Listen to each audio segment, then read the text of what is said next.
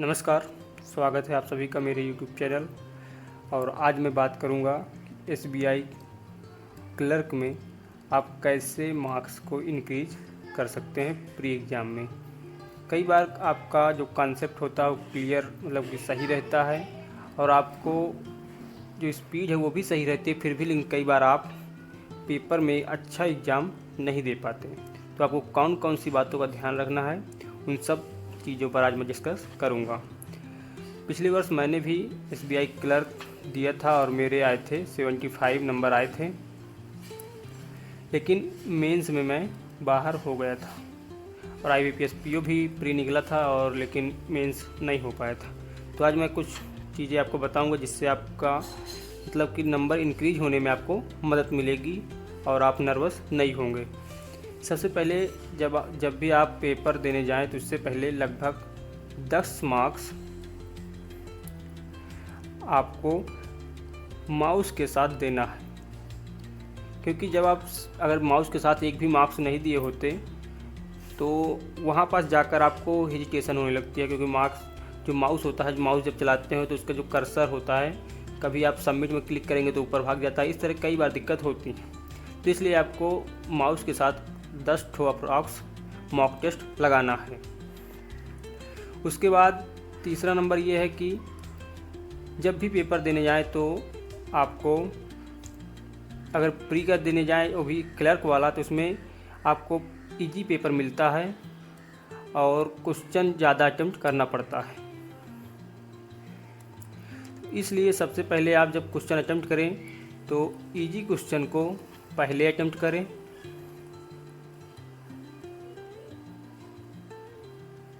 और जो moderate question है उन्हें बाद में अटेम्प्ट करें।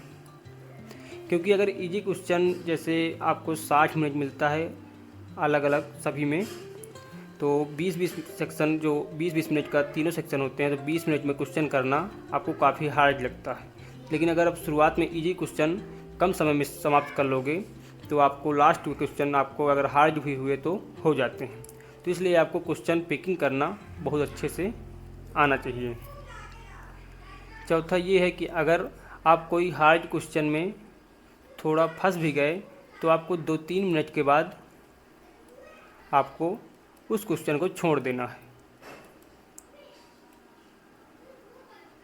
क्योंकि पिछली बार मैंने RRB PO में एक पजल में मैंने लगभग 10 या तो 8 मिनट लगा दिए, जिससे मेरा पूरा RRB PO का पेपर ख़राब हो गया और मैं RRB PO का प्री भी क्लियर नहीं कर पाया था। तो इसलिए आपको जैसे किसी भी क्वेश्चन में आपको 2-3 मिनट लग गए, जैसे रॉन्ग नंबर सीरीज हो गया, ये जैसे बहुत ज़्यादा फंसाता है, कोई पजल हो गया, या फिर DI हो गया, जैसे DI आपको बहुत हार्ड लग रहा है, या है तो क्वेश्चन उसके 5 में से 3 सरल हैं, 2 क्वेश्चन बहुत हार्ड हैं, तो मतलब आपको देखना है कि जैसे क्वेश्चन हार्ड है तो उसको नहीं करते, आगे दूसरा कुछ मिलेगा तो उसे कर लेंगे। तो इस तरह आपको किसी भी क्वेश्चन में बहुत ज़्यादा टाइम नहीं देना, जिससे आपका एक बैलेंस तरीके से आपके कुछ जो क्वेश्चन होंगे वो हो जाएगा और प्री आपका निकल जाएगा।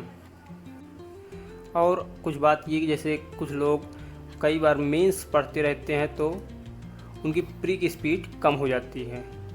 तो इसलिए आपको प्री के पेपर से पहले कम से कम 20-30 मॉक टेस्ट लगाकर ही आपको जाना है। अब मॉक टेस्ट लगाने से आपको क्या होगा, पहली बात तो आपकी स्पीड इंक्रीज हो जाएगी, क्योंकि इसमें आपको टाइम के साथ प्रेशर बढ़ता है। प्रेशर बढ़ने से आपको पढ़ने की स्पीड तेज़ हो जाती है, और जब आप पढ़ने की स्पीड तेज़ होगी तो आप जल्दी ही माइंड में क्वेश्चन को ऑब्जर्व करके सवाल सॉल्व करने लग जाते हैं। दूसरी बात, इसमें एक्यूरेसी भी पता चलने लगती है कि हमारी एक्यूरेसी कितनी है, क्योंकि जब आप क्वेश्चन अटेम्प्ट करेंगे तो जैसे 50 अटेम्प्ट किया, उसमें 2-3 गलत हो गए तो पता चल जाएगा कि हम इतना गलत कर रहे हैं। तो इस तरह आपको मतलब मॉक टेस्ट 2-3 कंपनी का आप ख़रीद लीजिए, और आपको लगभग जैसे आप पहली बार दे रहे हैं तो आपको 30-40 लगा के जाइए मॉक टेस्ट। अगर आप रिपीटर्स हैं तो 20-30 तो लगा कर जाना ही चाहिए।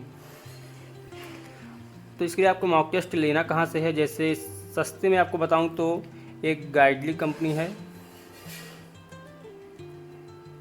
जिसका मॉक टेस्ट इस समय 175 रुपये में मिल रहा है जब आप SP20 कोड यूज करोगे।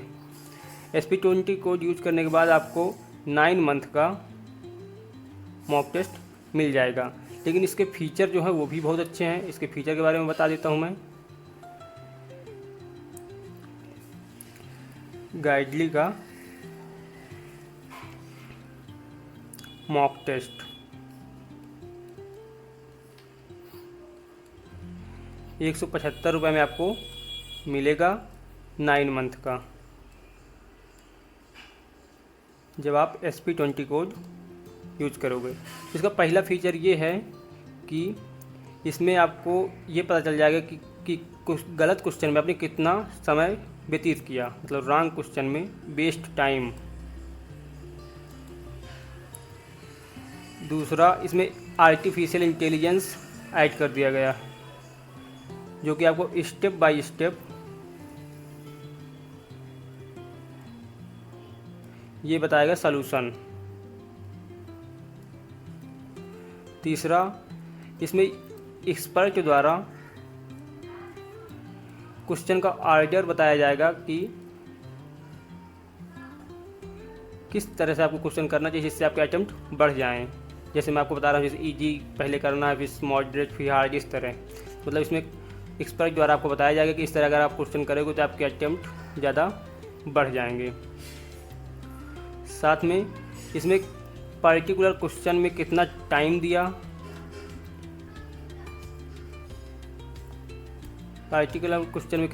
ये भी आपको क्वेश्चन के ऊपर मेंशन रहेगा। तो इससे मतलब आपको जैसे कोई क्वेश्चन आपने 3 मिनट दे दिया तो आपको ये पता चल जाएगा कि मैंने इस क्वेश्चन में पर्टिकुलर 3 मिनट दिया तो क्यों दिया, और इस क्वेश्चन को जल्दी कैसे कर सकता हूँ। और जब भी आप मॉक टेस्ट लगाएंगे तो आप मॉक टेस्ट के बाद क्या करेंगे, मॉक टेस्ट लगाने के बाद आपको सबसे पहले ये क्वेश्चन देखना है, जैसे आप कौन से कर नहीं पाए, वो क्वेश्चन देखना है जो नहीं कर पाए। तो उनमें ये देखना है क्यों नहीं कर पाए, क्या आपके कॉन्सेप्ट की कमी है या फिर आप जल्दीबाजी में से स्किप कर दिया। दूसरा, वो क्वेश्चन देखना है जो बहुत ज़्यादा टाइम में कर पाए हो, जैसे आपको 2-3 मिनट लग गया, तो उन क्वेश्चन में ये देखना है कि आप जल्दी कैसे कर सकते हैं। तो उनको ऐसे एनालिसिस करना है कि इनको जल्दी कैसे कर सकता हूँ, जिन क्वेश्चन में 2-3 मिनट लगा है। और जो क्वेश्चन गलत हो गए हैं उनको देखना है कि ये क्वेश्चन गलत क्यों हो गए, रॉन्ग क्वेश्चन, और जिनमें टाइम ज़्यादा लगा है और जिसमें आपका कर नहीं पाए। तो इस तरह आपको तीन टाइप के क्वेश्चन को आपको मॉक टेस्ट में होने के बाद एनालिसिस करना है कि किन किन क्वेश्चन में मैं इम्प्रूव कर सकता हूँ। जब आप इस तरह मतलब कि एनालिसिस करेंगे तो आपका इम्प्रूवमेंट ज़रूर होगी, आप इम्प्रूव ज़रूर करोगे। क्योंकि आप जो क्वेश्चन कर लिया है टाइम से, उन क्वेश्चन में तो आप क्या रखा हुआ है, क्योंकि अब समय से बन रहे हैं और मॉक टेस्ट में भी आप बना लेते हैं, लेकिन जो कर ही नहीं पा रहे हैं उन क्वेश्चन को आपको ज़रूर ध्यान से देखना है। अब जैसे जिन लोगों का पेपर अब SBI क्लर्क में 20 तारीख को है,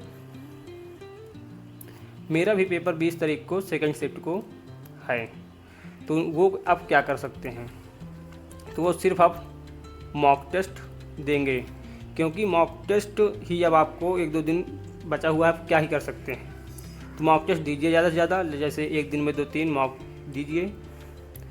और उसके बाद जैसे इंग्लिश में अगर आपको एरर डिटेक्शन जैसे कुछ टॉपिक होते हैं, अगर आपका कंप्लीट नहीं है तो उसके लिए आप निम्सा बंसल मैम का एक 10 आवर्स मतलब 10 घंटे का एरर डिटेक्शन का यूट्यूब में मैराथन मिल जाएगा।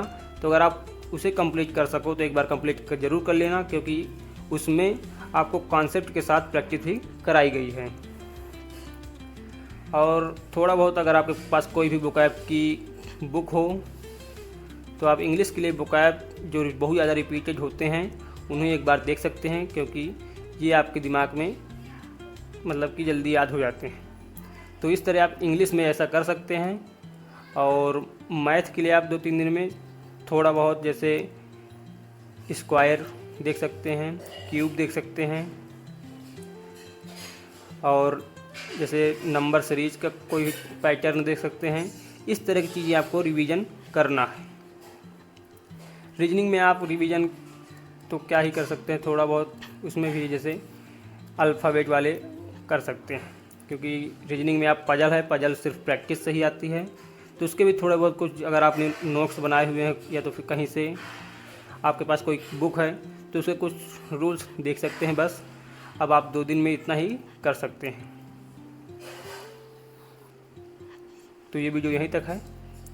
अगर आपको ये वीडियो पसंद आया हो तो चैनल को सब्सक्राइब कर लीजिएगा और वीडियो को लाइक ज़रूर कीजिएगा। Thank you.